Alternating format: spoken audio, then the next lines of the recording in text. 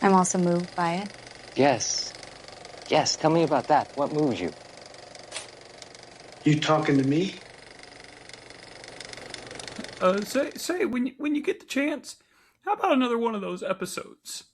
And welcome back to the Pretentious Film Bros podcast, where it is our duty, our mission, our obligation to break down stereotypes and build connections through film. This week, as we continue through our Ford Marathon, we've come to our penultimate discussion, The Man Who Shot Liberty Valance.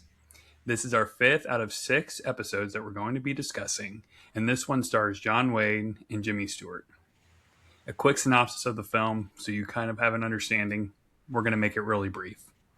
A senator returns to town to tell a tale of an old friend who has passed away. Nolan, I don't know about you, but for me, when I was looking through all the John Ford films, this was a must watch. Either we were going to include it in our marathon or I was going to watch it on my own because there was no way I could let this one go by the wayside.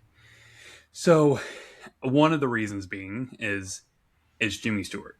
And Jimmy Stewart's one of my all-time favorite actors. I would probably throw him, spoiler alert, if we ever do this for content in the future, I'd probably throw him on a top 10 list somewhere. So whenever we were going to start this one, I asked my wife if I could sit down and watch it and start taking my notes as we, were getting ready to prepare for this podcast. Mm-hmm. And she decided she would watch it with me. She's watched a couple with me. This one more seriously than the rest. And I think that was for good reason. And so before I get into my thoughts, before I decide how I truly feel, which, to be honest, it was pretty much decided as soon as the credits rolled, I would love to hear your thoughts, your opening considerations, your ponderings as you watched The Man Who Shot Liberty Valance. Yeah, of course. And you're right. To have a John Ford marathon and not include The Man Who Shot Liberty Valance would be pointless. It would be absolutely a waste of our time. I mean, it would be like talking about Hitchcock without including Psycho. It would be talking about George Lucas and not including Star Wars. I mean, it would be talking about the Coen brothers and not including No Country for Old Men, the film that won them the Oscar. So, of course, we had to include this.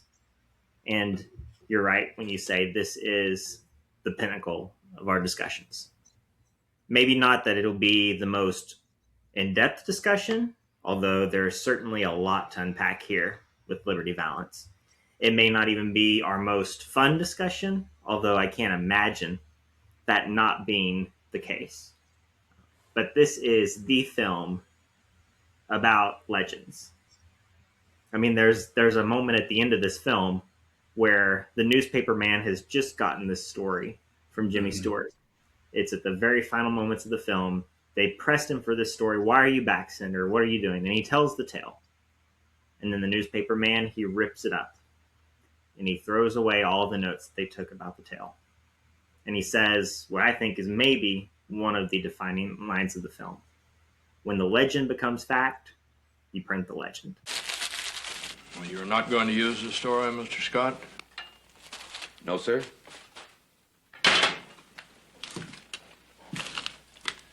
This is the West, sir. When the legend becomes fact, print the legend.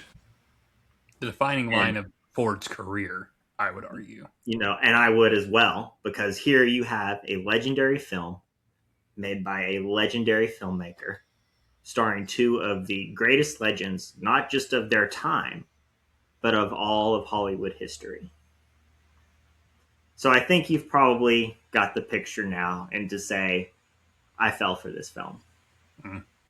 I absolutely had a blast. Like you, from the moment the credits rolled, I took note of it. I mean, my first note is, love those title cards. They were perfect. The old wooden picket sign, and this film is in black and white, mind you, if you've not seen the film, which is not because there was no option to be color. This was 1962. Ford himself had made colored films already. We've talked about Mogambo, The Searchers, and many more up to this point.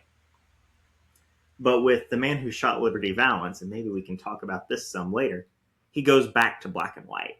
And it is a phenomenal choice. Hmm. because the black and white completely encapsulates what this film is. Hmm. This is a film about black and white and about what is wrong and what is right, and having these two very opposing viewpoints.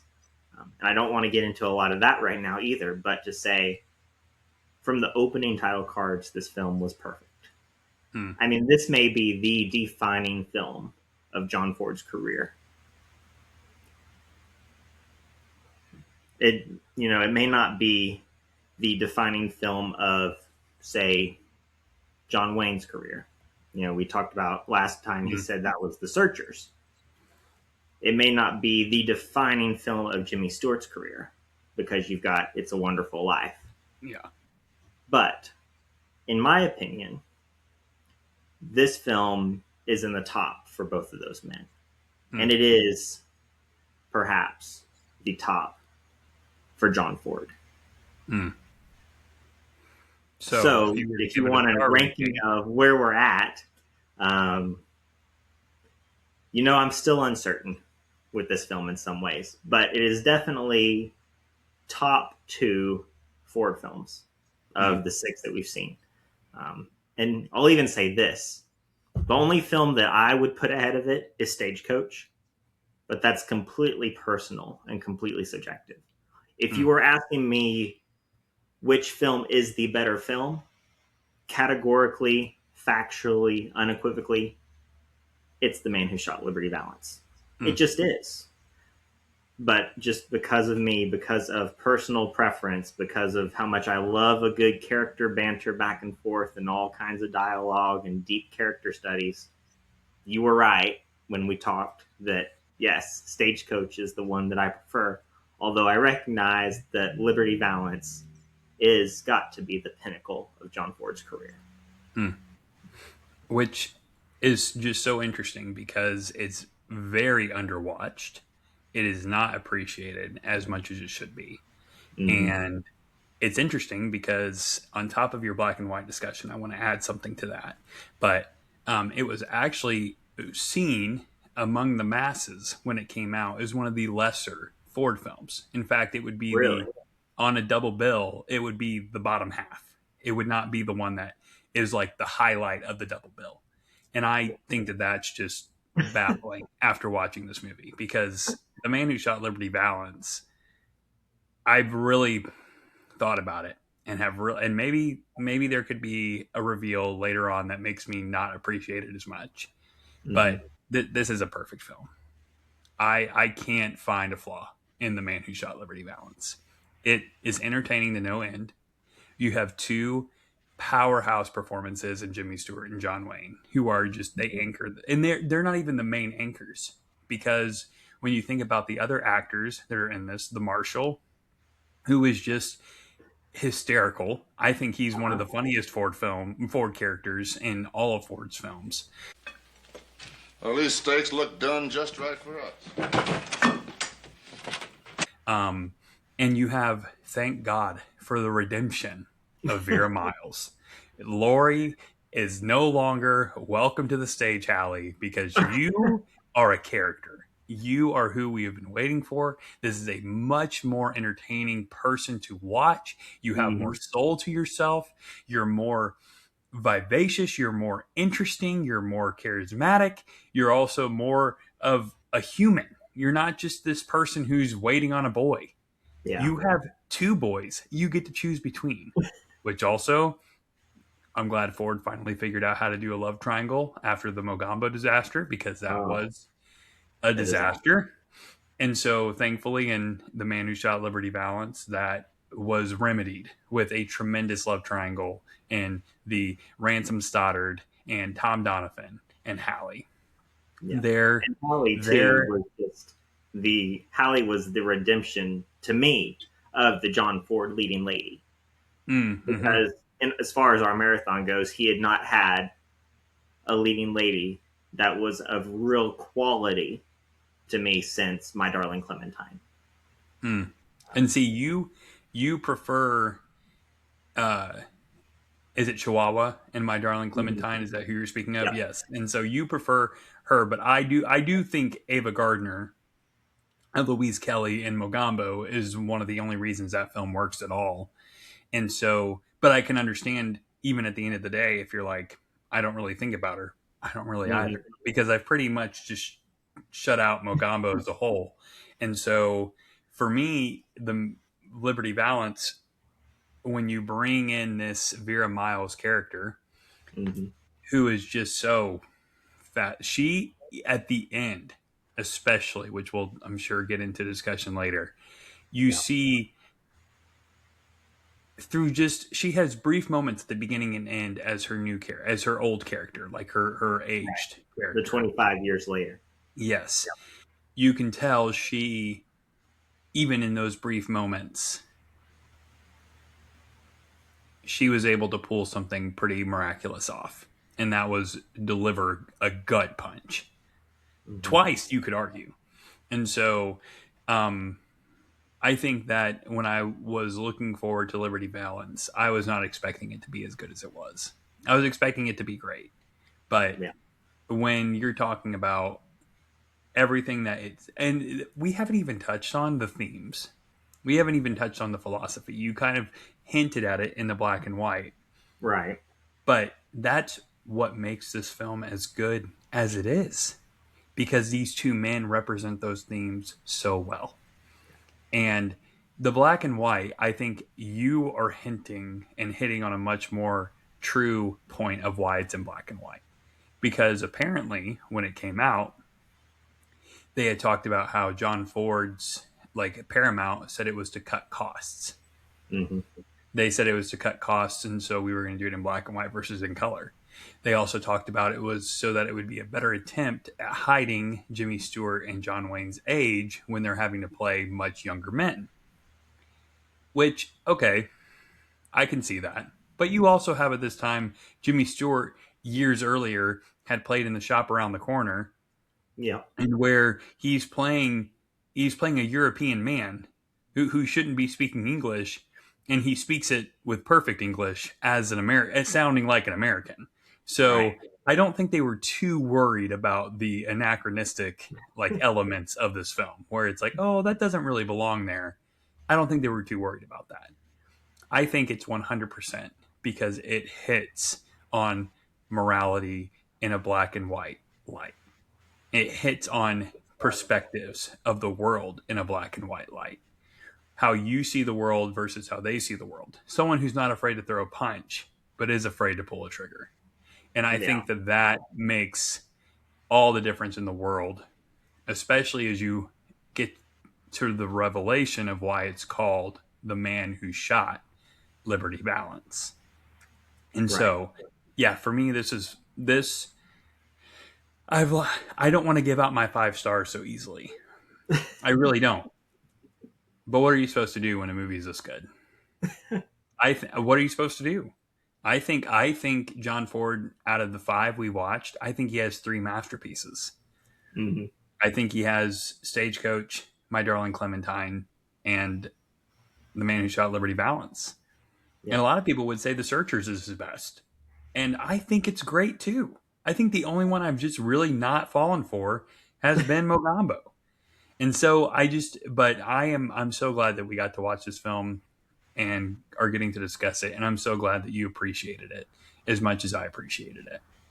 Yeah. So without further ado, why don't we kind of jump into these characters and what we loved about them and just kind of have a discussion, throw in your favorite lines, throw in some scenes, whatever you feel like. Because just like the movie, it's a thing of legend. And when you're telling a story, it's always interesting to jump back between pieces and points and just to reminisce. And even though we just watched this movie a couple days ago, it really feels like we're already reminiscing on something that is truly historical. It's really pretty spectacular.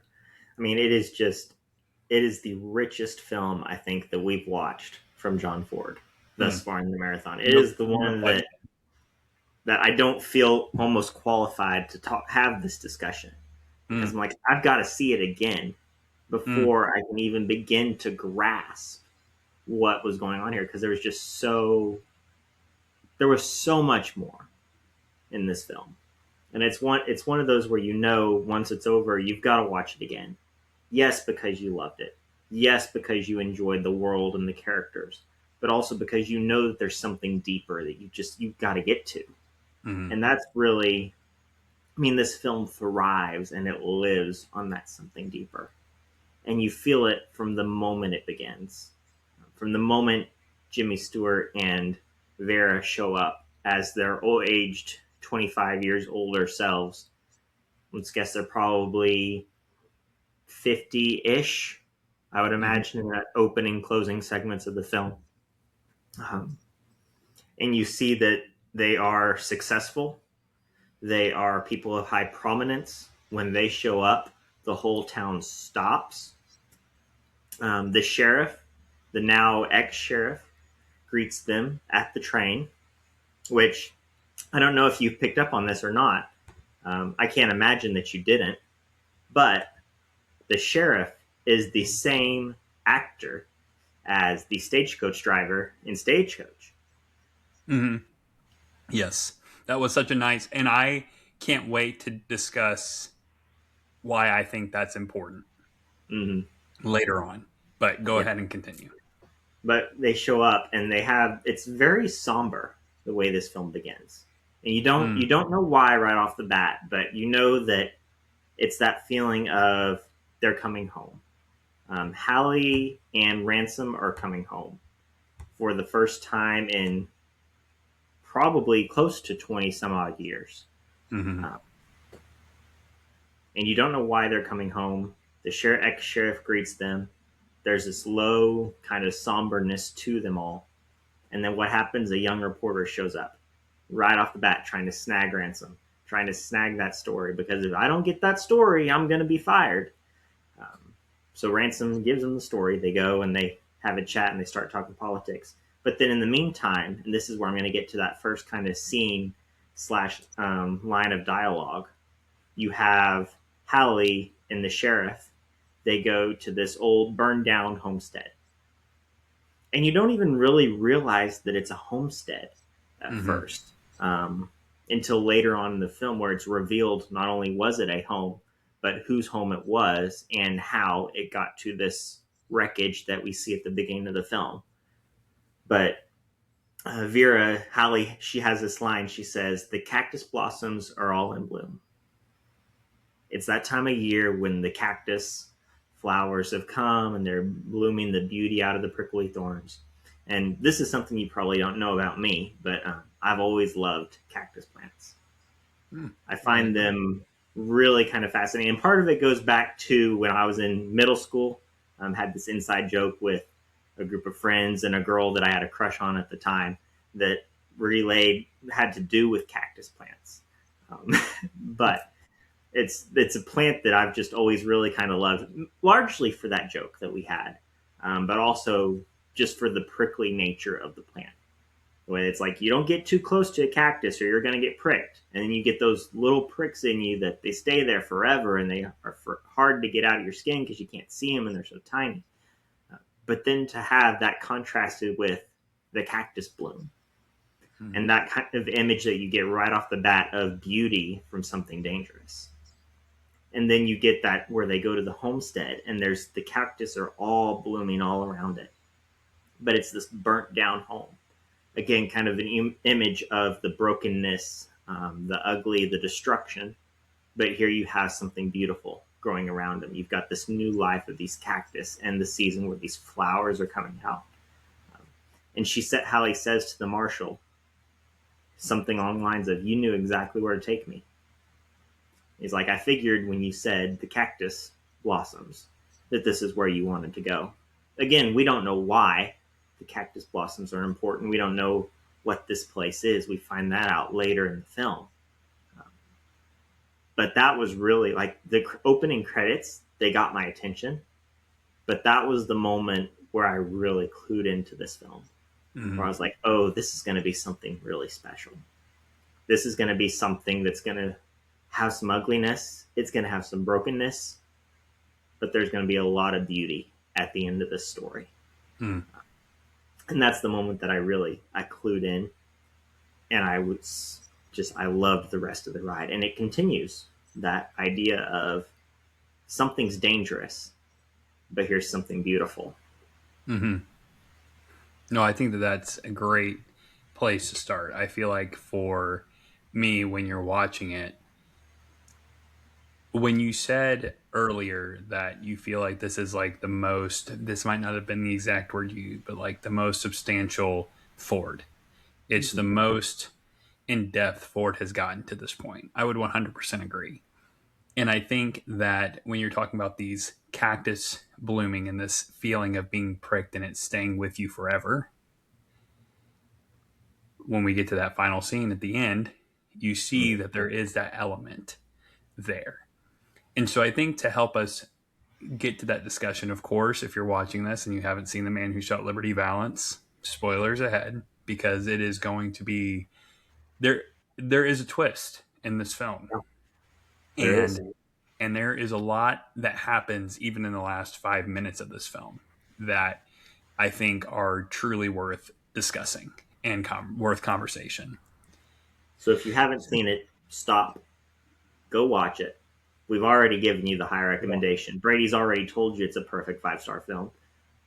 I've already praised it myself. Go check it out and then come back and join us for the discussion. Absolutely, because this is worth your time. The movie is worth your time.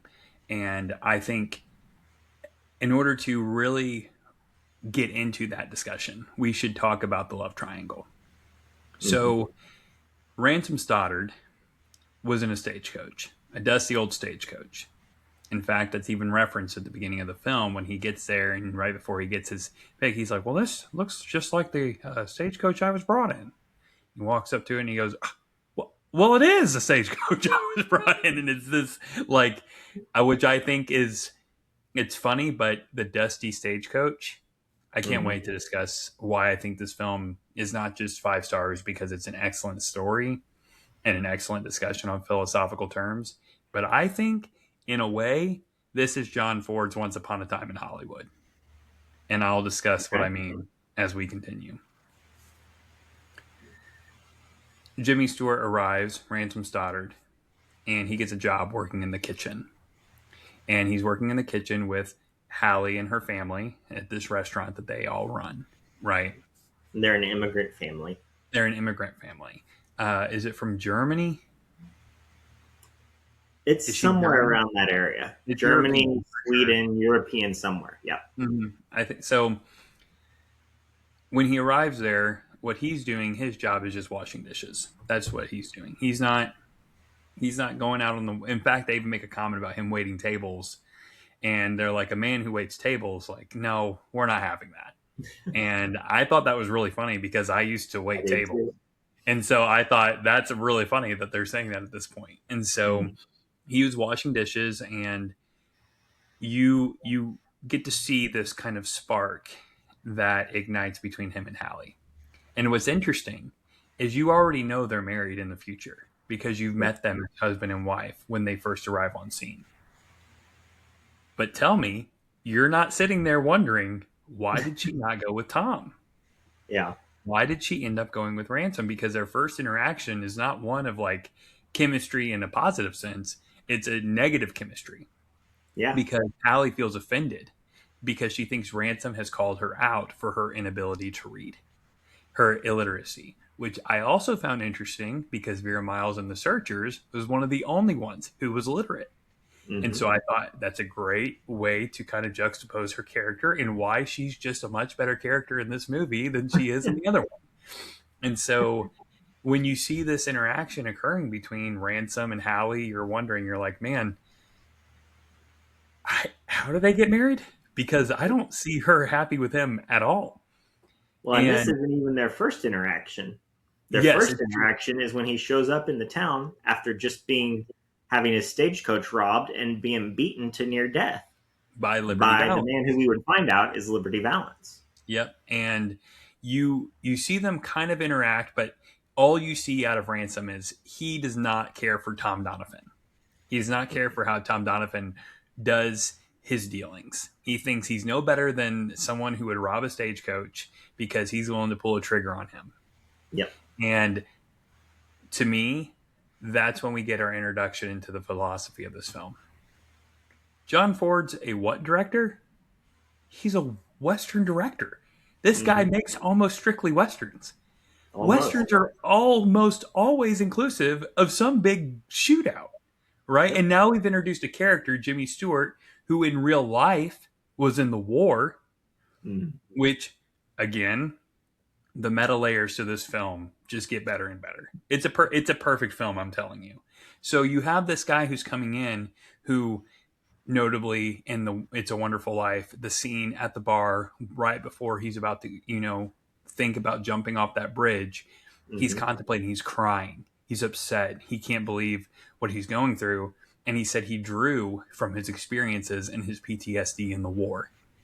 And that he's living in that world of like, man, I can't believe I went through that. He's experiencing it in real time while he's being filmed, right?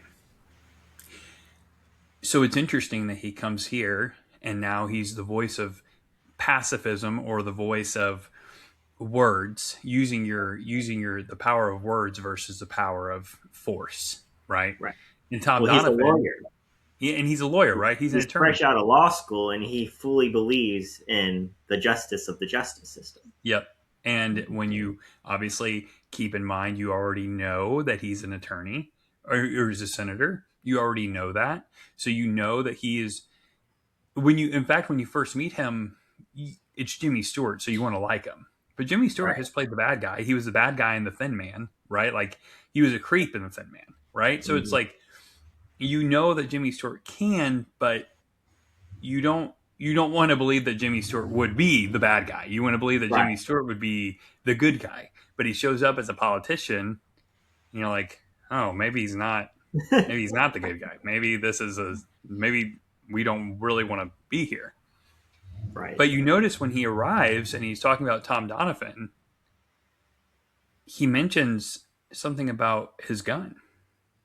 He says you need to put his gun with him, right? He's got that like this sense of like pride when he's looking at him in the casket. And they're like, well, he didn't carry a gun in his last days. And you don't think that when he says that Ransom would have ever been someone against firearms. You think that he would have been someone who was for them. So you have that character. And that's just a little bit. I'm sure you'll discuss him too. And so if we're not careful, this could be a 4-hour discussion. But you have Ransom Stoddard's character, very much power of the words, power of the justice system, anti-violence, and you can handle your problems like a man. He talks about this. He says, I can deal with my own problems, right? I don't need anyone else. He gets very offended when Tom Donovan, John Wayne, steps in between him to try to fight his battles. In one of my favorite John Ford scenes. That scene is so good. It's so good. So when you have this character in Tom Donovan, John Wayne, at perhaps the most swag I've ever seen John Wayne have. His aura on screen is unmatched. As great as Ethan was in The Searchers, as this sort of broken man who is angry and embittered and like willing to get the job done, and he is like just he's on a path of vengeance. In this, he just looks like he walks on screen, he's going to get crap done, and he'll walk right off. I loved the Tom Donovan character. I might even argue it's a better dynamic than Wyatt Earp and Doc Holliday. I think that I would get behind that. I would agree with you there. I don't know if I've settled there, but I will say that it's at least on par. I will. And I've settled there. Well, that's fair. So you clearly like The Search, or you clearly like Liberty Valance more than My Darling Clementine. But and I think this is John Wayne's. This is my favorite role that we've seen him in. Really, I think that's a great thought. I would not. I love him in The Searchers though, and the only reason I would give it to The Searchers more than this is because this movie could work with a lesser Wayne performance. The Searchers could not. Oh, that's true. The Searchers hinged on that John Wayne performance. But that is definitely his technically best performance. And I agree with you. I like him more on screen here, though. Yeah, I do do like too. him more. He's a much more he's a much more like likable character, even when he makes his blunders, right? Right. But you see this person who clearly cares for Hallie, and he's not afraid to compliment her. He's not afraid to show his interest in her, right? Like he tells her she's real pretty when she's mad. He tells her that, she's prettier Okay, than well, the let's cactus stop tree. there for a second, too. Yeah, go ahead. He said that twice, and Mhm. my wife was watching this film with me, and she's like, yeah, that's what every girl wants to hear.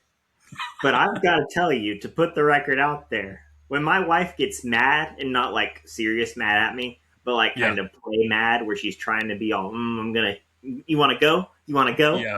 Don't kill me Yeah. for that. You want to go? I'm like, that's about just as beautiful as she looks. I mean, I love it when she gets in that. And part of it, it's her goofiness and it's her being silly and acting tough and all that kind of stuff. And it usually leads to a wrapping her around my arms and I've got her tight and she's trying to get over or whatever. So it's a little playful kind of fun thing. But I Mhm. love it. I love it when she's mad. I'm like, Mm. I love you right now. This is just. So That's- I agree with John Wayne is the long and short of that conversation. Mhm. Well, and he even goes and he sits at the table, and I can't remember who he's sitting at the table with. Is it maybe Doc Willoughby? No, it's the reporter. Oh, it's the reporter. That's right. So It's he's Peabody. sitting at the table with him, and he like even is sitting there like, "Don't rush me. Like, Mm. I'll handle it. I'll get it done. Don't worry Yeah. about me," which is unfortunate because he doesn't, and you know that Nope. already. And you see the turn where Hallie begins to prefer Ransom to Tom. And that's when Ransom is so understanding of her illiteracy and is so excited to teach her how to read. And it's one of the sweetest Jimmy Stewart moments after one of the most heartbreaking because it's so sad. My wife literally goes, she's sitting on the couch. She goes, cry because she's like, I can't read. And she's so like angry and embittered about it. But he doesn't make fun of her. And then what ends up happening, right? Ransom's daughter essentially opens a school for everybody to come and learn For how to read. anybody. As old, Right. as young as like maybe 5 up to people that were probably in their 50s. Yep. in this And school. you get to see how everybody there, the guy with the speech impediment, who I also Mhm. thought was really funny. I thought that Yeah. that's another reason this town feels very lived in. And what's crazy is it's Shinbone, right? That's the name of the town, Shinbone. That sounds correct. And that it didn't come to my mind as clearly as Tombstone, because Tombstone, I think it lives in that town. That's so.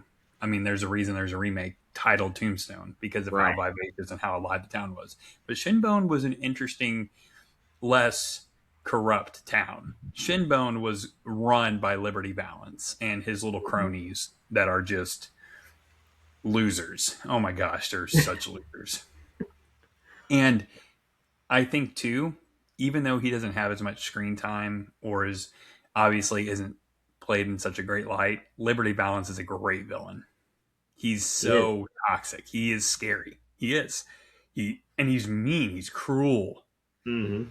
And you get to enjoy too, knowing already the title of the movie, what happens.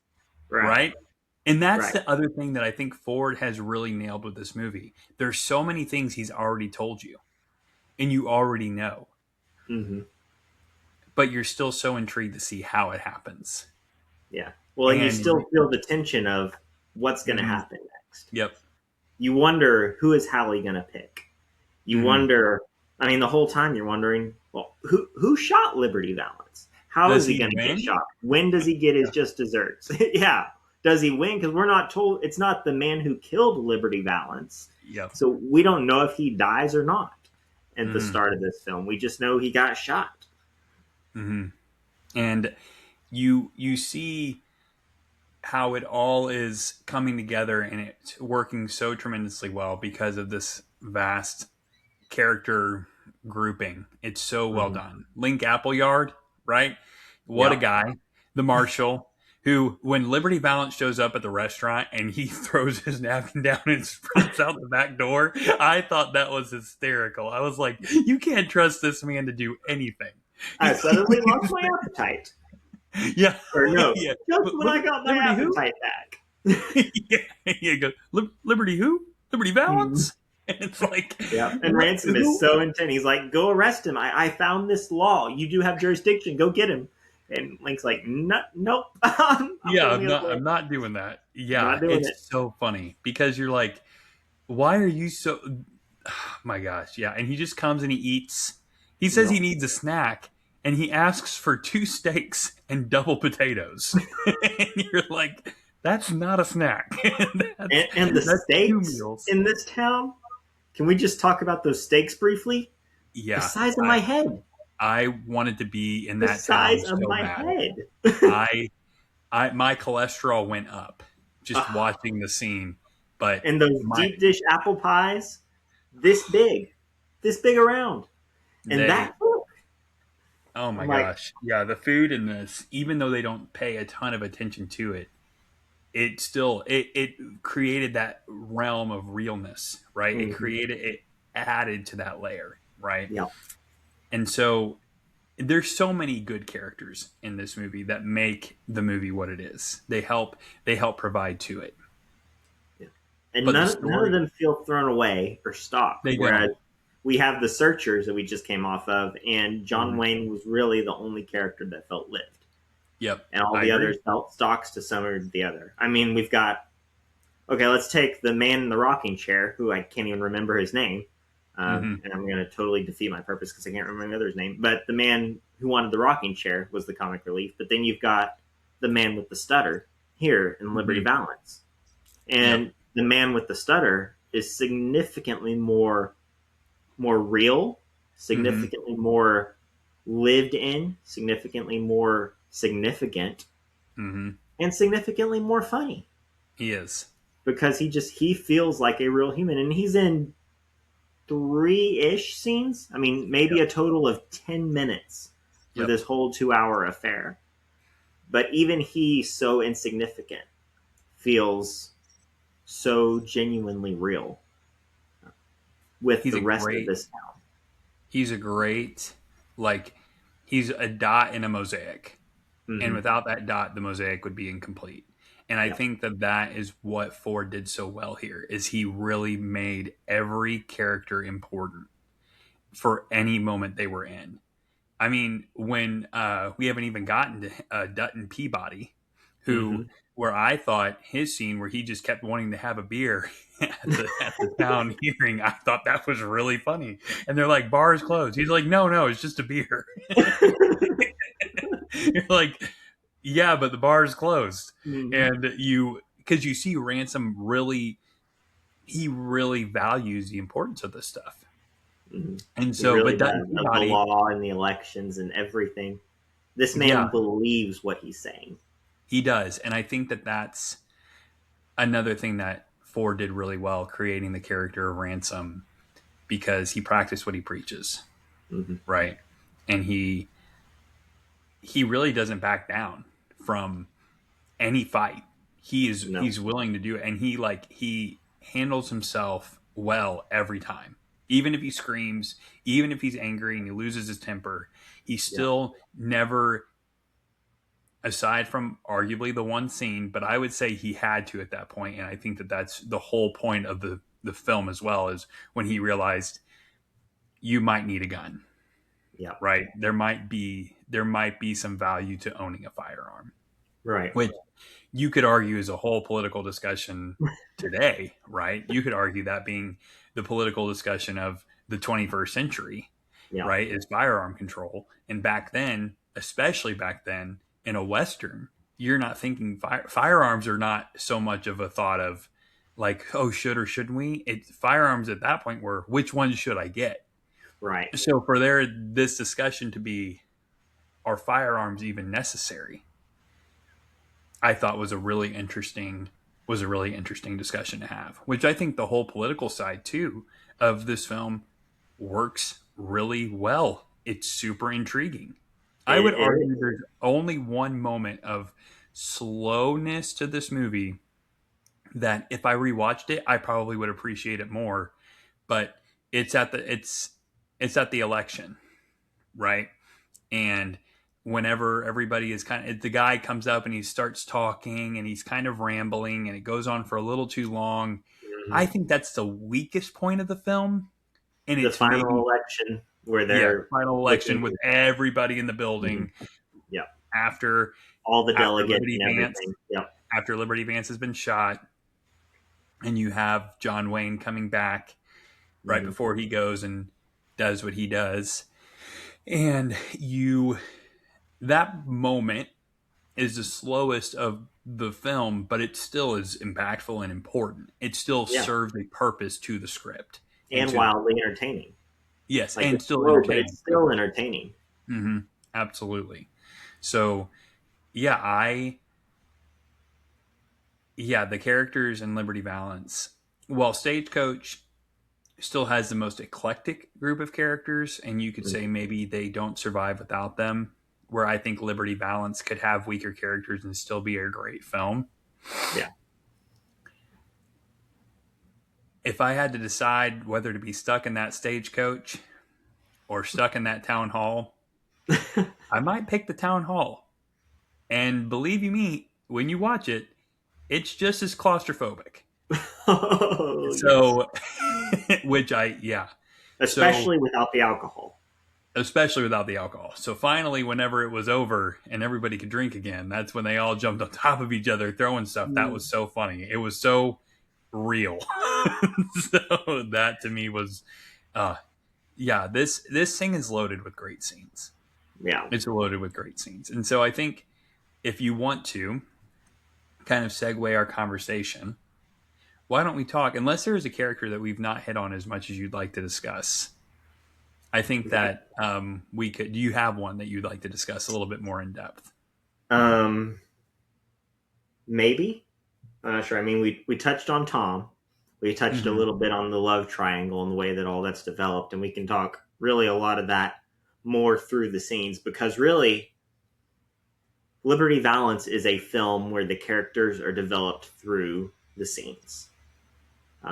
You really see them through what they do versus what they say. It's the strength of their decisions. It's the choices that they make that really show us who they are. So let's go ahead, and I'm not sure where you're ready to segue, but yeah, let's do it, and we'll talk more about these characters as we continue just walking through the film and discussing all the different aspects of the film. I think we've mentioned the characters, but I think let's talk about the character work instead of scenes. Let's talk about what Ford does with these characters that really makes them feel as alive as they are. Okay. So there's a scene moving forward, and we can jump around. We don't have to go in chronological order, because where I'm going to start is not in chronological order. But you have this moment where John Wayne and Jimmy Stewart are riding towards Doniphan's ranch, right? Doniphan's on horseback, and Rance is in a carriage. Yep. That's such a simple decision. That's such a simple decision to make, and yet it tells you everything you need to know about these characters. The kind of how they grew up, where they're from, who they are, what they choose, right? And where they're going, what they're going to do is Doniphan's going to teach Jimmy Stewart how to shoot. Doniphan's going to teach Ransom how to shoot a gun, right? Well, teach might be a little bit of a stretch, but yes. Yes, and he doesn't want to be taught. Ransom is too proud to admit he needs to be taught, but he needs to be taught. Well, he's too proud to admit that he bought a gun. Yeah, he doesn't even really like that Ransom knows he has a gun, or that Tom knows he has a gun. And so you see this scene where he's putting up paint cans on posts, and John Wayne's character decides he's going to have a laugh and shoot the paint onto Ransom's character. And then after the paint falls on him, Ransom comes marching across the screen in a great shot. You see this sort of tumbling man towards towards Tom, and he just clocks him right in the jaw and throws him down on the ground. He even like grabs his jaw and he like looks up at him, and Yeah. he's like, "Well, I say we're even." It's like that. I thought was great because then in that moment, Donovan actually respected Ransom for standing up for himself because he thought all Ransom was talk and yell. And when Ransom like pushed him back and knocked him down, he respected him. Yeah. And you see that later on, where at the town hall election before the big one, Ransom nominates Tom to win the election, and Tom immediately declines. He's like, "No, I don't want that. That's not for me." And then he nominated Ransom, and everybody else is nominating Ransom. Somebody nominates Dutton, and you see this like this character work of building that male friendship, building that, and it's not at the end of the day a male friendship that is like best buddies. Obviously, they spend some time apart, Right. but it's a mutual respect. And so then you understand earlier whenever he comes back and he's like, well, what about his gun? I mean, it's like he's remembering Tom for who he was, the legend of who he was, someone who carried a weapon, someone who held his own ground, right?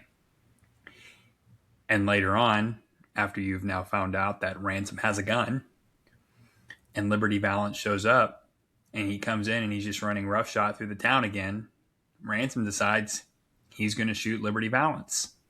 He's going to go out there, and Liberty Valance is just having a good old time with him, right? Mm-hmm. He's shooting him in the arm. He's shooting him around. So you're seeing Liberty Valance is not just someone who's like cock of the walk. The character work in Liberty Valance, he's cruel. He's evil.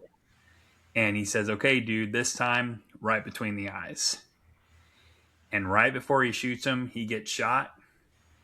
You see Jimmy Stewart's character like having the gun in his non-dominant hand that he had to shoot him with, right? Mm-hmm. So you see the scene of like even down to his last breath, he stood tall, right? And he did what Tom had taught him to do. And you then learn that Hallie realized, she's like, if that had been you that had lost that gunfight. And you realize she loves him. And then now I get it. Now I get why they're married. Yep. So Hallie, she appreciated the fact that he was willing to be a teacher, but she also needed him to stand up for himself, which he had done to that point. Right. But not as so concrete as he did there. So all of these different things, all of these different actions, these different scenes lead you into the affirmation of their characters. None of them are hypocritical. All of them evolve. All of them are growing, learning. Each character is important and has a character arc of some sort. Because even Hallie, I guess it's important to discuss at the very end, when you see them go to the cactus bloom at the beginning and you see that burnt down wreckage, you then learn that is the homestead of John Wayne. And I'll let you kind of discuss how it gets to that point. Yeah. But that is his home. That's his home. And so Hallie picks a cactus bloom. Was his home, right? Hallie picks a cactus bloom from where his home was and leaves it on the casket as they leave. And as Ransom and Hallie are leaving, Ransom asks, like, do you know who left that bloom on his casket? And she says, I did. And he doesn't question it. He doesn't talk further. He just knows that he's glad he's married to her and that she did love him too. Yeah. There was a love there for him, which I thought, Mike, I'm getting choked up talking about it right now. That was Hallie. Hallie was such a great woman to both of these men. Mm-hmm. Which is what, thank God she was. Oh my gosh, I can't talk about how grateful I am that her character was redeemed from the Searchers. Because Hallie is so good. She's such a good character. And you see her love for both of these men in their own ways. Yeah. And she doesn't elaborate. She doesn't say why she left it on there. And he doesn't question her further. There's a mutual understanding. And so that, to me, is some of the best character work, not just in a John Ford film, but I would argue in any black and white film and in any Hollywood film. That's some of the best character work since the 40s, for sure. Right? And like from the 40s and the 60s, in between that time, there might have been some great, great characters, but the character work in that, it's top notch. Yeah. And it's all throughout the film. It's not one or two of the cast members. It is everybody seems to be firing just on every cylinder. Mm-hmm. And you went through a lot of moments right there, kind of walking through the character work with Jimmy Stewart mainly, but also with John Wayne. Mm-hmm. So his things, and I just wanted to go back to some of those and touch on them a little Absolutely. bit, and do that with even some of the dialogue bits of it. So let's go all the way back to the scene where Hallie admits that she doesn't know how to read. Mm. And we've got that moment where, like you said, she starts to kind of fall for Jimmy Stewart's ransom, where they start to really, that relationship between them begins to form.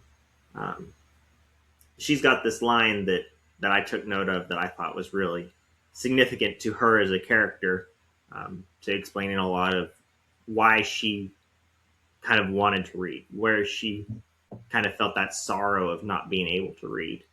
She says, I know the good book from the preacher talk, talking about the Bible, right? She says, I know the good book from preacher talk, but it sure would be a soul comfort if I could read the words myself. And in that moment, we see how much that this lack of being able to read affects her in her daily life. And we think about that even from a religious perspective, right? I mean, you've got historically with the Catholic Church, for example, they would read all the scriptures in Latin, and then the Pope would expound on them, and they'd tell the people what the scriptures said and all those kinds of things. And this is pretty much the situation Hallie finds herself in. She can't read. She doesn't know what the words actually say. She's relying on what the preacher tells her. But she says, man, it sure would be a soul comfort to be able to read these things for myself, to be able to not have to just take people's word for it, but to be able to find out what is truly going on for myself. And then you can take this outside of the good book, right? You can take this to the newspaper that Mr. Peabody writes for the town, to being able to not just have to take the local word from whoever's coming through gossiping, saying this happened or that happened, but she can read it there from the paper. We see why this is a big deal for her. And then when Ransom offers and goes, of course you can learn to read. Why, a smart woman like you? It'll be easy. And then he opens up this school, and he's not only teaching her, now he's teaching her mother in that same moment. And then he's teaching the little children, and he's teaching the old men. And you see that he's really bringing new life to this town. Mm-hmm.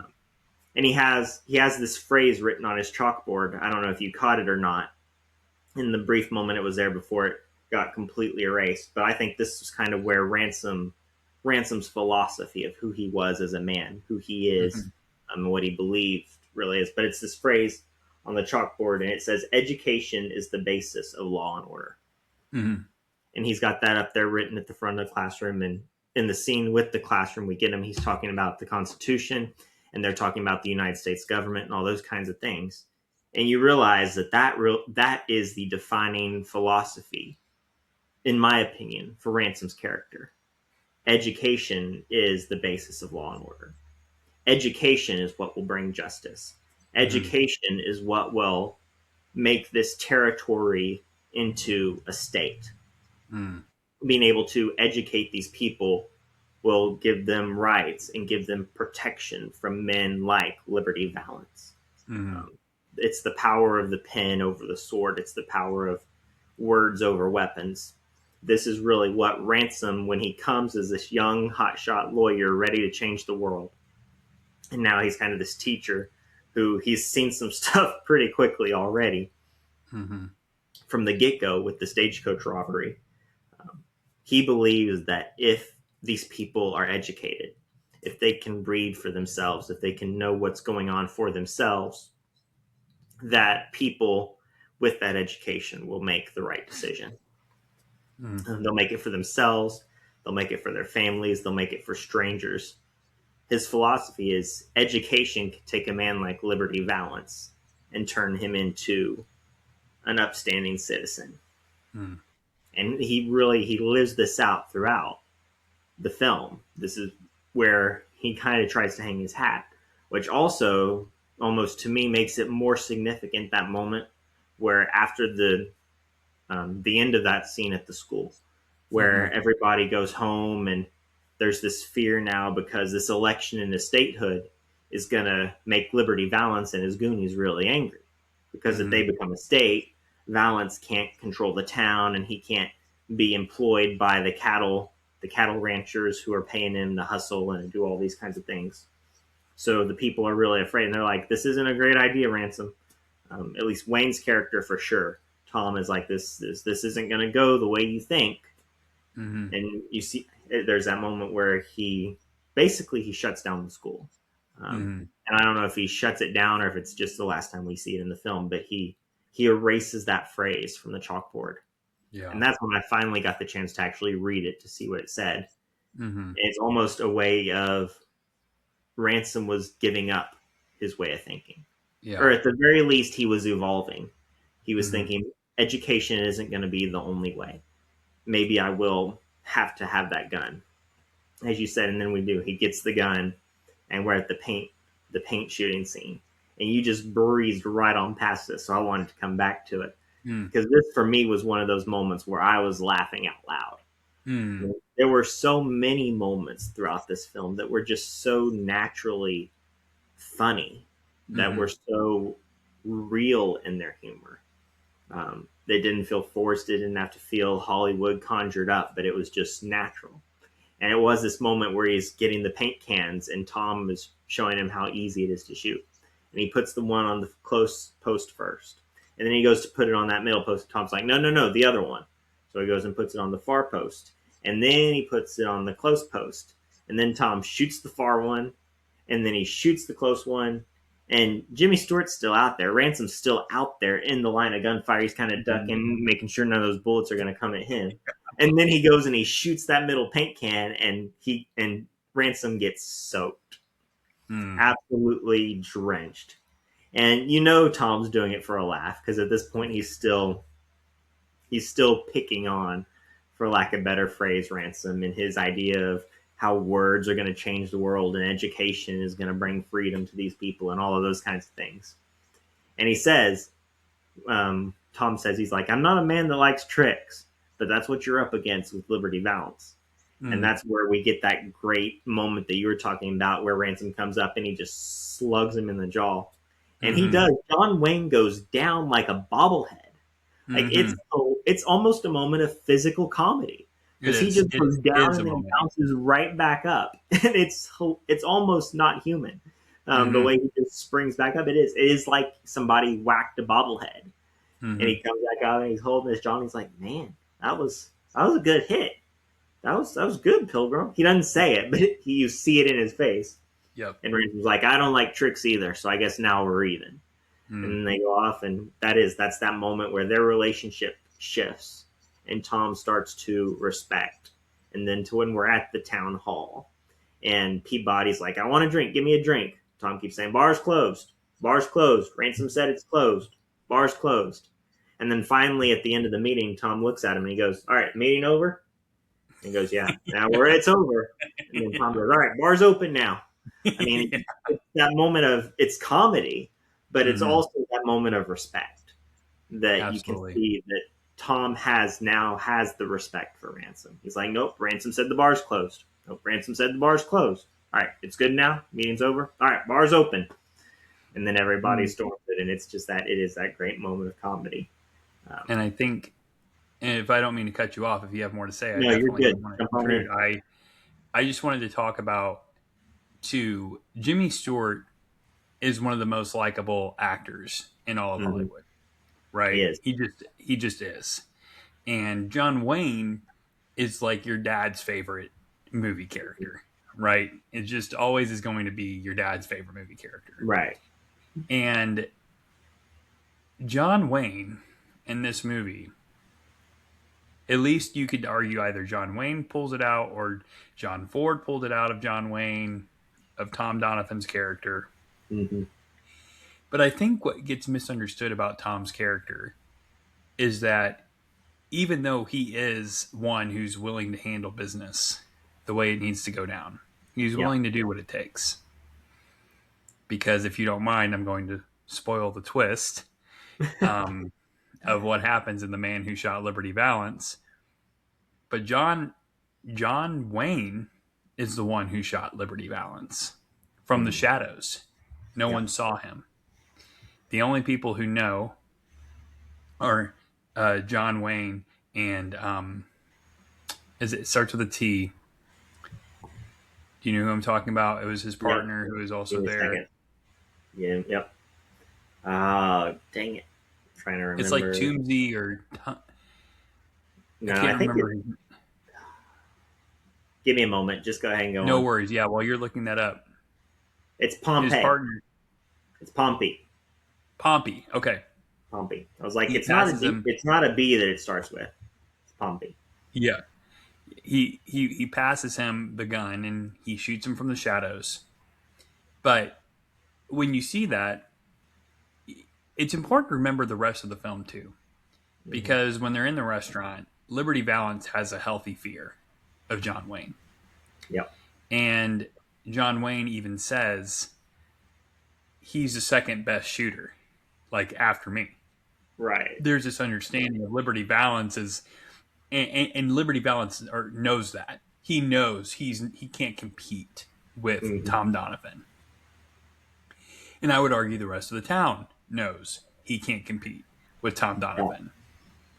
So when you look at it, you're wondering, well, then why hasn't he done anything to this point?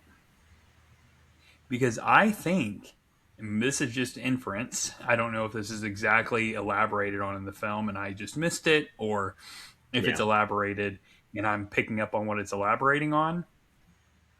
But it wasn't until one of his buddies, a man he respected, was going to be killed, that he showed up. Yeah. And had to pull the trigger. That Tom was not as gun happy and trigger happy as it was maybe seemed to be. No. He Tom believed in the respected power. that weapon. Yep. Yeah. He believed. He carried it, and he knew when to use it. Mm-hmm. He knew the power that he had. He knew the skill that he had with a weapon. And he had it, always to be sure. But yeah, it wasn't until, like they say in My Darling Clementine, if you're going to pull a weapon, make sure you kill a man. Yep. That's the only time Tom pulled his weapon. Yep. And, well, I know that this is what the film infers, and I know that this is what the movie is going to be remembered as. But I still think there's a hint of me that still believes Ransom is actually the one who shot him. Okay. I know that obviously when you're watching the film, that's not the conclusion they draw. Right. But when you watch the film, you see the window break from the gunshot.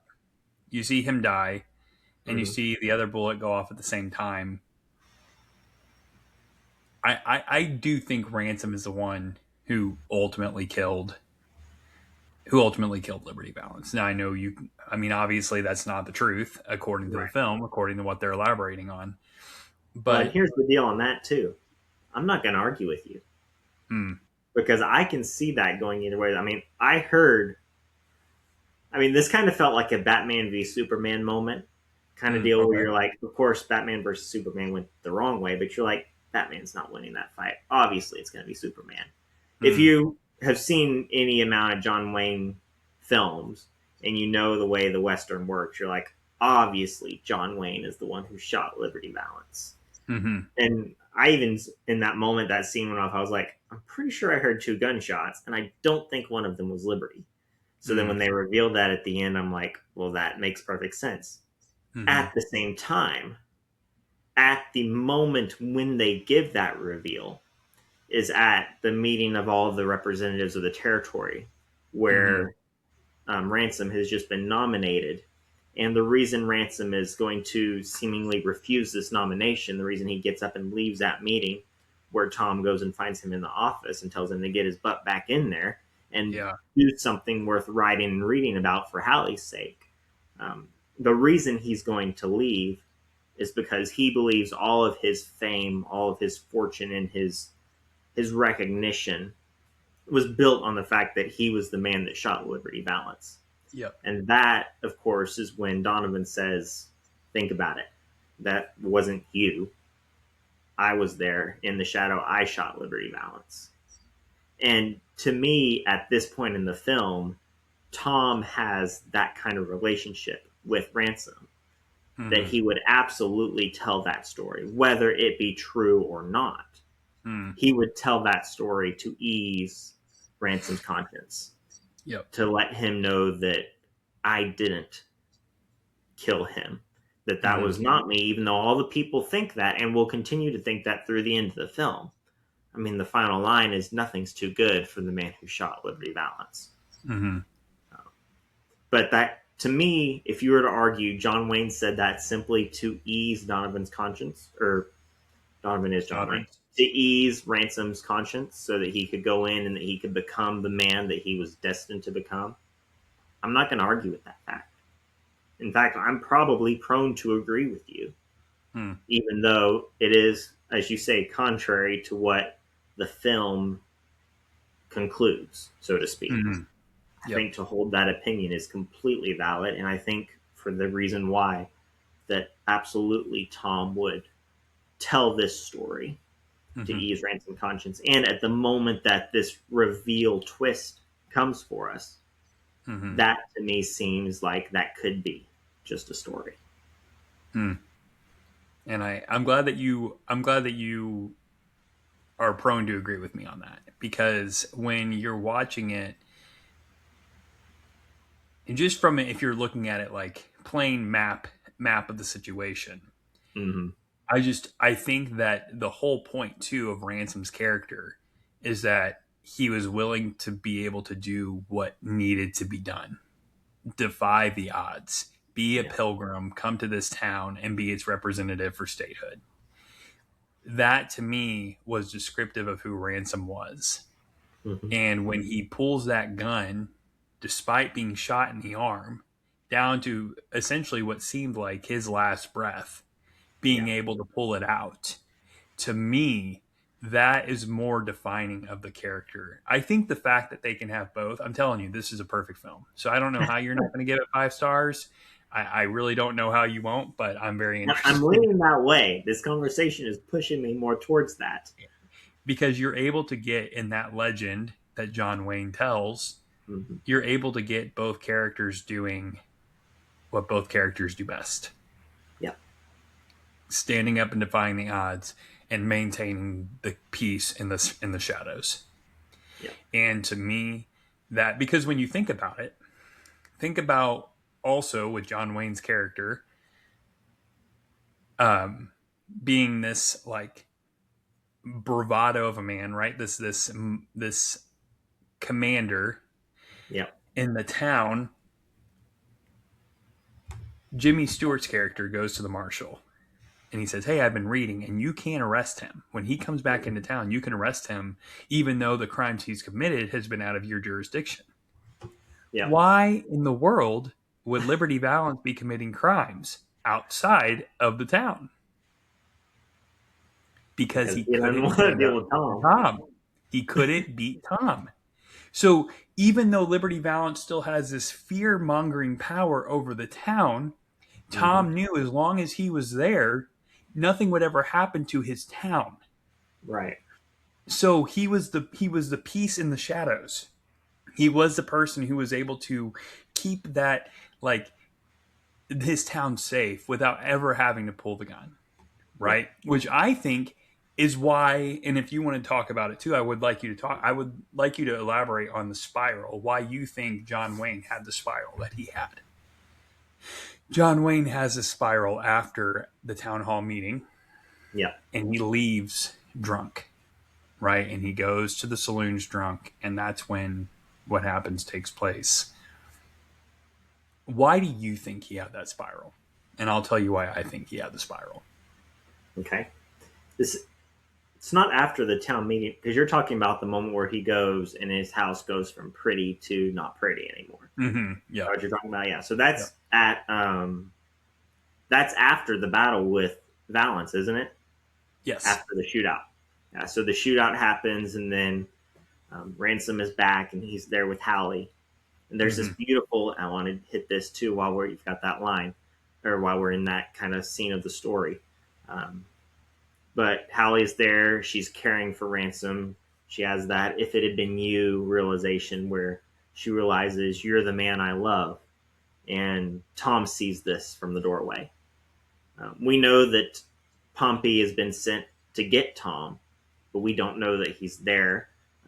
You would probably argue, it seemed like, based on the last discussion about who shot Valance, that Tom wasn't ever there at all.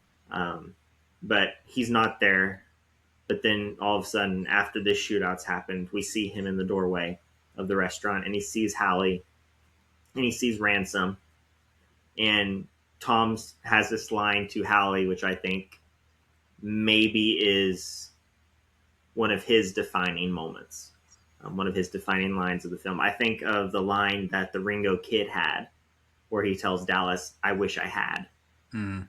This line carries the same weight. He tells Hallie, he says, "I'm sorry I wasn't here sooner."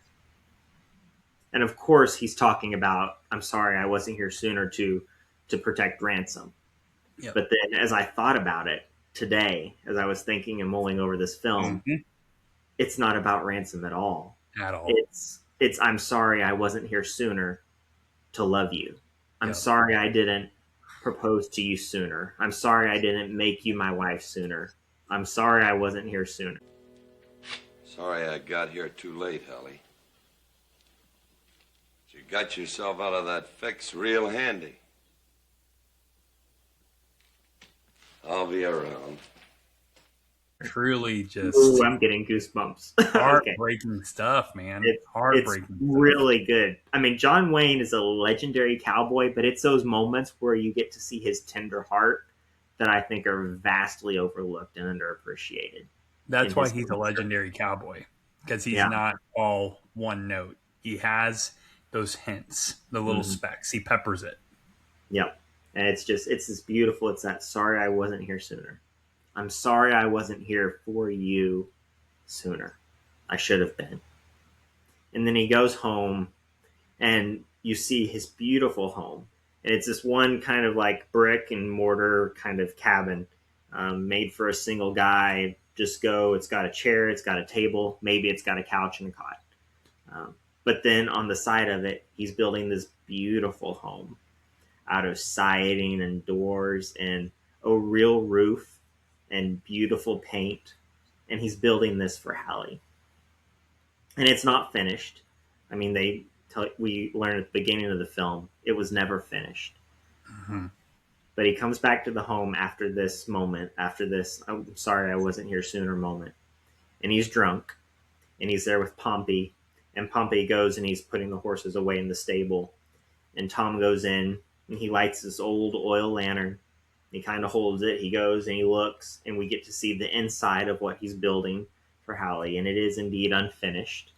It's just siding up in the bones. It's not been sided on the inside. It's not been painted on the inside. There's no furniture, nothing. And he just looks at it for a moment, and then he throws that oil lantern, and it shatters. And not only does Hallie's home section of the home burn down, the whole thing burns down. Pompey has to go in there and to rescue him. And it's Tom putting fire to all of his dreams. It's Tom burning down any hope for having Hallie, for that life that he wanted to build with her. He just wasn't there soon enough. And it's really heartbreaking, especially when you think back to the beginning of the film, and his home is still that way. And it's been 20 some years, and we assume that he's always been in this town because this is where he's being buried. But that home was gone. Not only did he never rebuild what he was building for her, he never rebuilt what he had originally for him. And the wild cactus and the cactus blossoms have just taken over this long gone and dead dream that Tom had for him and for her.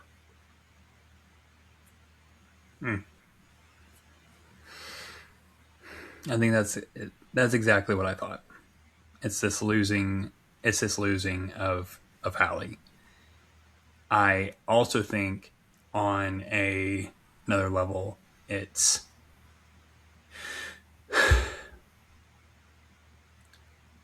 now that he's fired his gun and Liberty Valance has been defeated, there is this idea that he's not needed anymore. Because if he's the best shooter in town and he's not causing anybody any harm, and now you have this essentially reputation with Ransom, even though I do believe he's happy to let Ransom have the reputation, there's this idea of I was the man who could keep Liberty Valance in check, but now Ransom is the one who's seen for beating him, and if he's kept in check and there's no more Liberty Valance, is there really any need for Tom Donovan? Yeah. And so not only is he losing the love of his life at this point and happily letting Ransom have her, but he's now lost his reputation. Well, and he's lost his purpose. He's lost his purpose, right? He's lost it all in his mind. Yeah. And I mean, that would be a hard thing to swallow, right? He's ready to go down with the house. He has to be drug out of there. By Pompey, out almost from the smoke by Pompey, who saves him and his horses. He lets the horses run free, and there is and even John Wayne in his sober mindedness for that one moment, he's like, the horses, like, save the horses, don't let them burn. Like, he's starting to realize that this is bigger than myself. Yeah. Right. And if I'm correct, that's the last scene we have of Tom Donovan, isn't it? That sounds right. I don't remember if it's the last scene we have. I believe it to be. And I think for that to be, if it is the last scene, you don't know how Tom died. No, that comes before the final town hall meeting. It's the final town hall. Yeah, it's the final town hall meeting. That's the first time we see Donovan when he walks out those doors after sending Ransom back in. Okay, and so he does sober up after that, and he does come back for that final scene to give Ransom what he needs to say: get back in there and become the man that I've set you up to be, and that you have learned to be. And I think for Wayne's character, and if I'm not mistaken, they don't tell you, unless they do at the very beginning and I just missed it, they don't tell you how he died, do they? They don't. It's just that he's died. And they're wondering why Ransom Stoddard would be back for his funeral. Yeah, because to them, and this is years later, the town has changed. These reporters don't even know the legend of who Tom was, of who Tom is. They think he's just a nobody. Why is the senator back for this funeral of a nobody in a plain wooden box? I mean, it's that, I thought of Citizen Kane.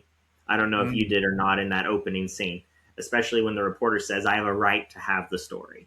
One, my wife laughed. She's like, no, you don't, you jerk. Get out of there. And I'm censoring it a little bit, maybe. But that made me think of Citizen Kane, where these reporters are trying to chase down the story. And then, of course, it jumps back in time to the telling of the story, just as Citizen Kane does. So that's what I thought of in that moment. But yeah, we don't know. And really, we don't even know who's in that casket. I didn't know. I was waiting those first 15 minutes or so, or whenever I was like, where's John Wayne? And then the outlaw showed up, and I was like, is that John Wayne? He pulled down that. I was like, no, that's not John Wayne. Where's John Wayne? And then when he finally shows up, and it's the reveal that he was the man that was in the casket, and here's the story of these two men. That's when I was like, okay, now I'm with it. And I think that for me, when I was watching it, I knew immediately who it was in the casket.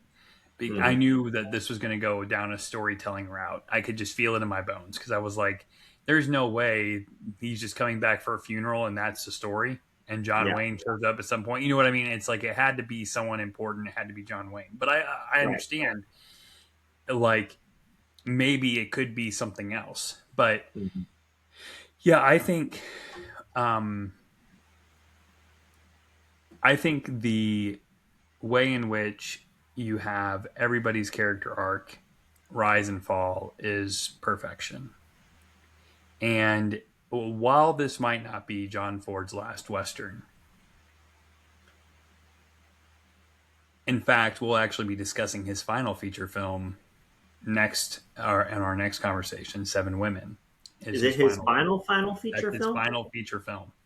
Oh, and I did not realize that was not planned. That was not planned. And when I'm watching this movie, you see the train show up. This is sort of the meta commentary I wanted to discuss on and wanted to see how you felt about it, if you noticed it, if you felt it when you were watching it. The train shows up, which of course is very different than what a usual Western would be having. There might be a train in a Western, but it's usually by stagecoach, by horse carriages. And you have somewhere off in the distance. Yep, and you have the old stagecoach driver from Stagecoach show up, and you're watching it and you're thinking, I'm thinking that's interesting. I wonder what we're doing here. Okay. And you have Jimmy Stewart show up and he talks about the dusty stagecoach. I'm like, okay, now we're getting a little bit more on the nose here. I can appreciate this. And what I think this whole movie and why it's so good is I also think it's a reflection on the generation John Ford has lived through. Right? Okay. The generations of Westerns being all about this, gun them down, us against them, right? It's us against the Americans against the Native Americans, and there's this constant tension between the two, between the tribes.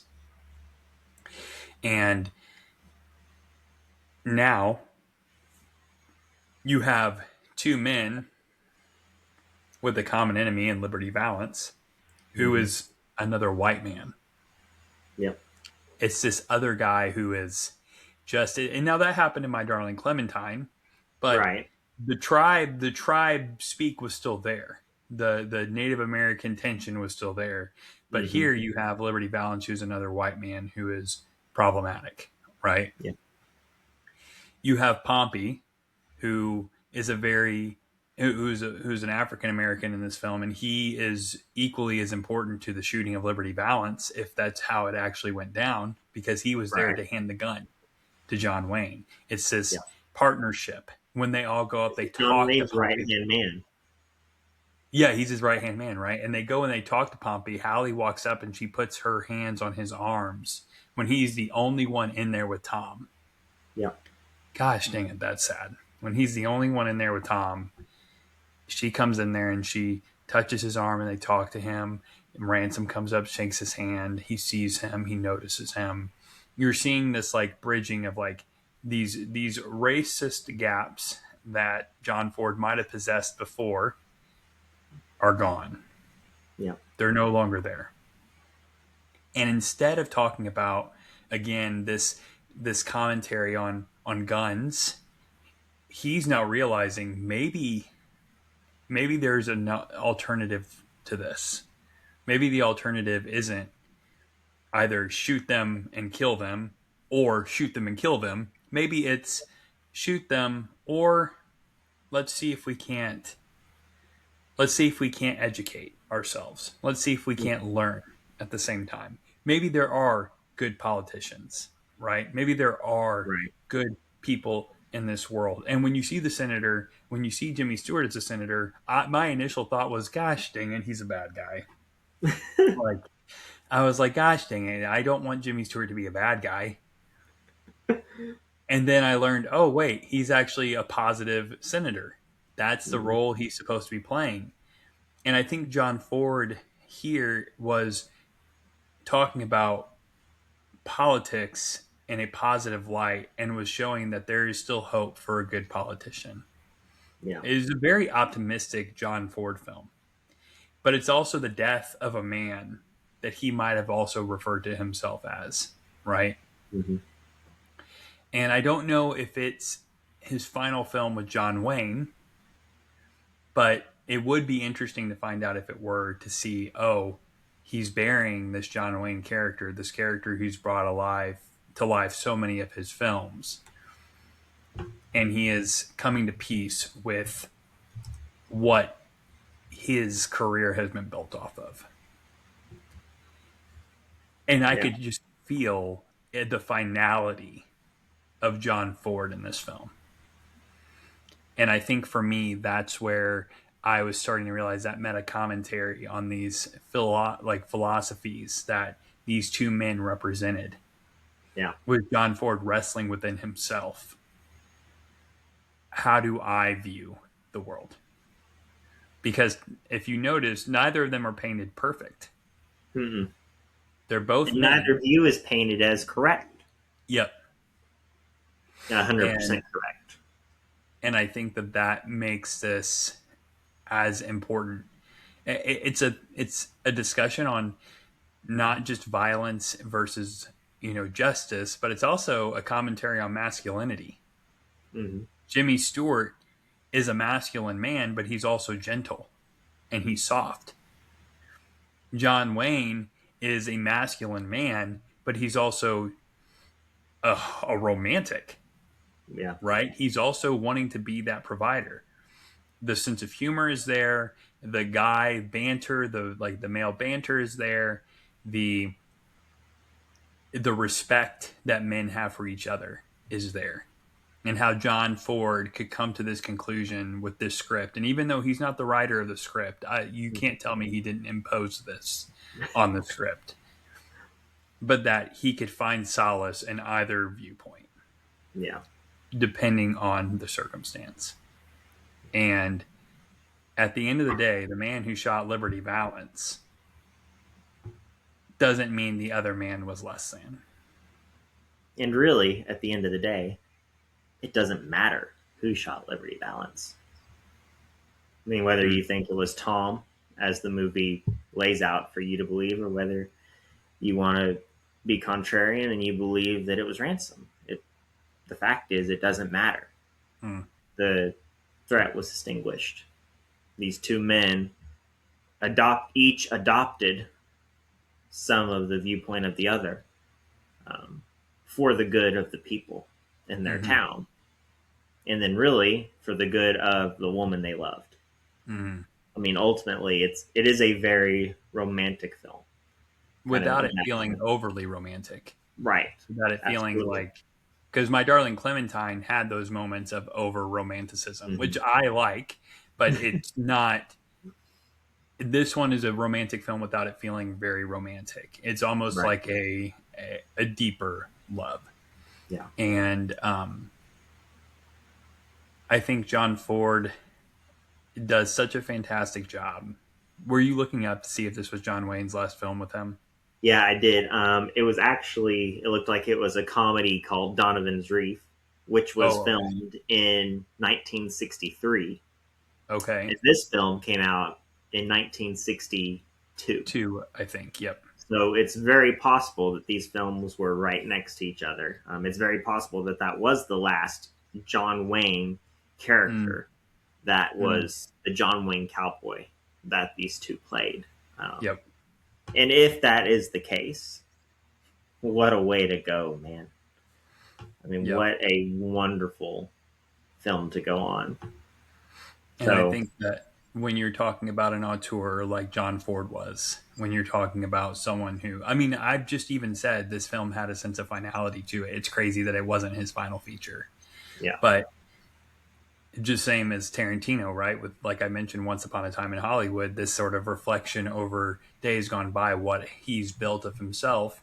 Here you have John Ford doing the same and showing how the towns have changed, right? The line I chose for my letterboxed blurb was, "This place sure has changed," right? Mm-hmm. Hallie utters it as she's sitting in the carriage next to Link.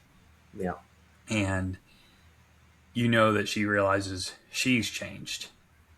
And this place has changed because they left. Yeah. So ultimately, at the very end, whenever Ransom says, "What do you say we leave Washington and come back here?" And she's like, "Oh, Ransom, if only you knew how much I've dreamt of that every single day." And so ultimately, what John Ford realizes is that the answer is coming back and just being true to yourself. Come back home where you belong and accept your place in this world as the difference you've made Yeah. in it. And that's kind of the beauty of it too. You say the town has changed since they've left, but it's also the town has changed because they were there. Mm-hmm.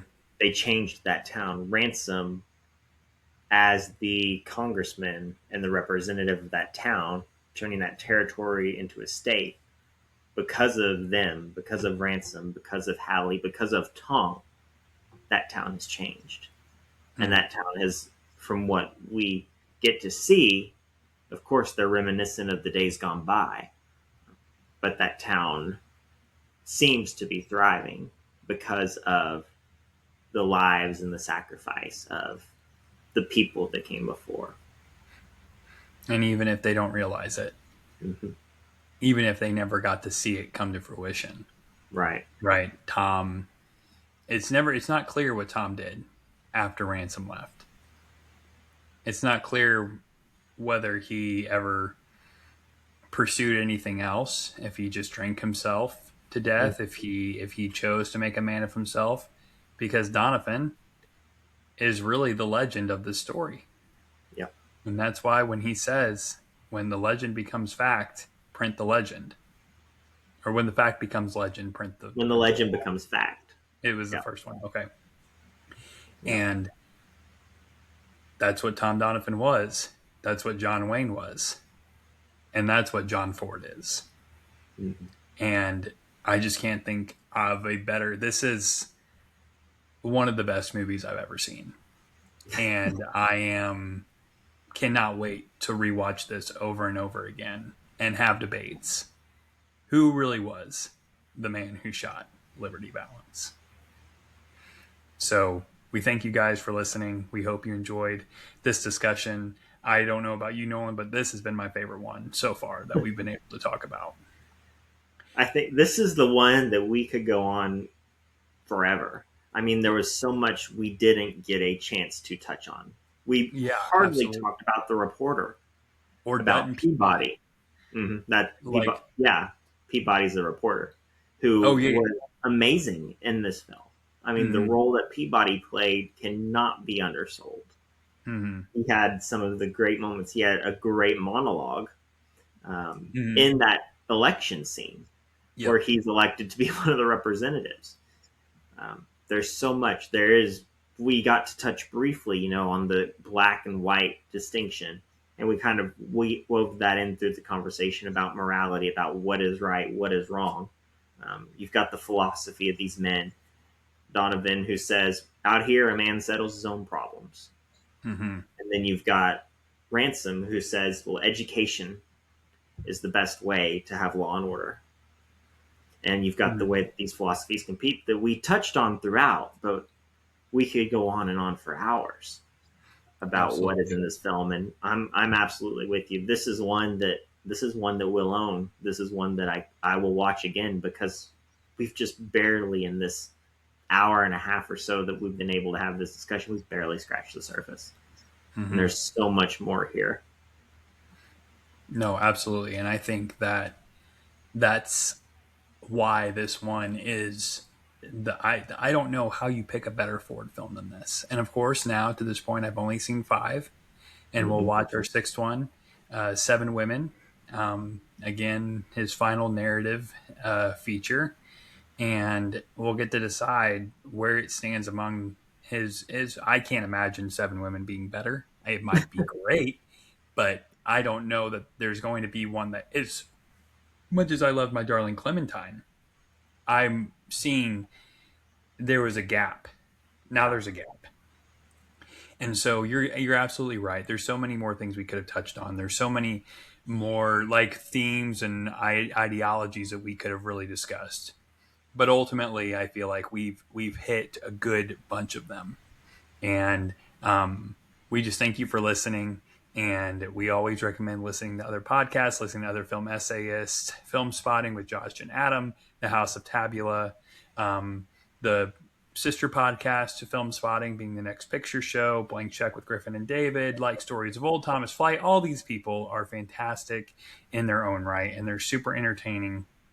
They've been doing it a lot longer than we have. We're only so many episodes in, but they're all part of the inspiration for myself, for Nolan, as to why we do this in the first place. So please, if you are interested in starting one, just start it. It's so fun. It's easy. Just talk about movies. And there's never enough white guys talking about movies. That's a joke, but you kind of get the point. If there's going to be people talking about movies, it's going to be white guys. And so we appreciate it. We can't wait for you to join us on our last episode of this marathon and for all the episodes we have coming forward. And when the legend becomes fact, print the legend. And in the meantime, how about another one of them steaks? Well said. Show's over for now. Oh, and in case I don't see you, good afternoon, good evening, and good night. I'm finished.